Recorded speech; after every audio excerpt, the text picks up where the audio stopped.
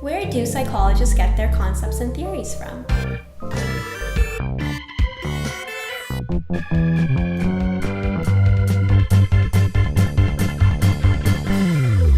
Gender matters!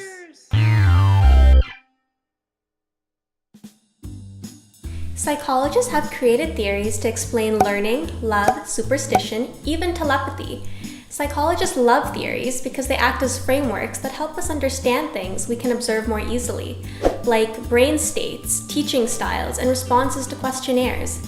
In turn, theories help us form predictions about behavior and other aspects of psychology. But how do psychologists know what to form theories about, or what to build theories out of? Theories are built out of more basic units we'll call concepts. In psychology, we can often think of concepts as categories of human experience. Some concepts in psychology you may be familiar with are personality, intelligence, the Oedipal complex, and yes, gender. But where do concepts come from? Not out of thin air. Every concept has a history. Take the maternal instinct, for instance.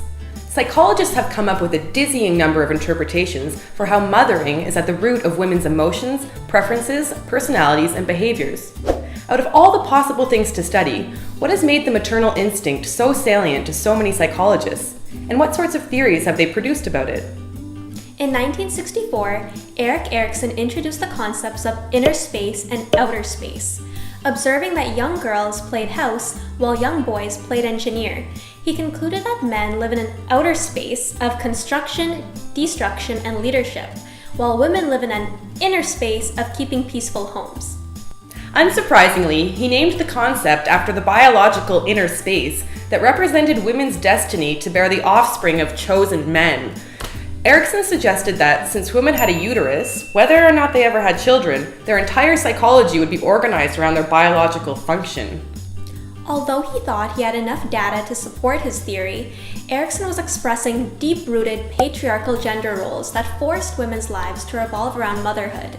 Erikson's work was also part of a long tradition of interpreting sex differences in biological rather than social terms, and of trying to explain adult psychology by analyzing children's behavior.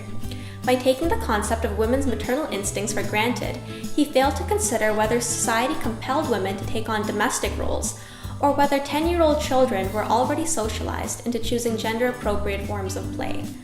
Even the distinction between sex and gender has a history. For instance, did you know that you didn't always have to check a little sex box on surveys? It was only in the 1800s, when Western governments really developed bureaucracies for keeping tabs on their populations, that people began to think of themselves as having an official sex. For intersex people, this meant going to the doctor to find out what your one true sex was. This is just one example of how social circumstances shaped what we take to be natural facts. But to think that we could have understood sex entirely differently had our history itself been different. So are all of our concepts and theories socially constructed? Then how do we find the good ones? What is a good theory in the first place if it doesn't explain the way that things really are? Just because a concept or theory is socially constructed, it doesn't mean it isn't real. The world around us is shaped by psychological concepts and theories that do things in reality. But if we know that we shape the world by creating concepts, then we can think about what assumptions we build into them before we put them out there for everyone to use. So how do we rethink concepts and theories?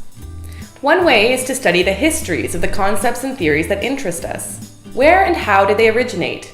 In what socio-political contexts were they developed? What were the attitudes toward gender at the time these concepts and theories were developed? What about attitudes toward race, sexual orientation, class?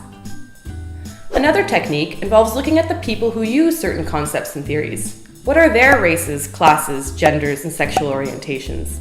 To whom do they apply their theories? Who do their theories benefit, and who do they leave out? We invite you to ask these questions the next time you come across a concept that seems a little off to you. Remember that by being critical of the concepts we use, we take command of what we put out into the world, a world that we help to create.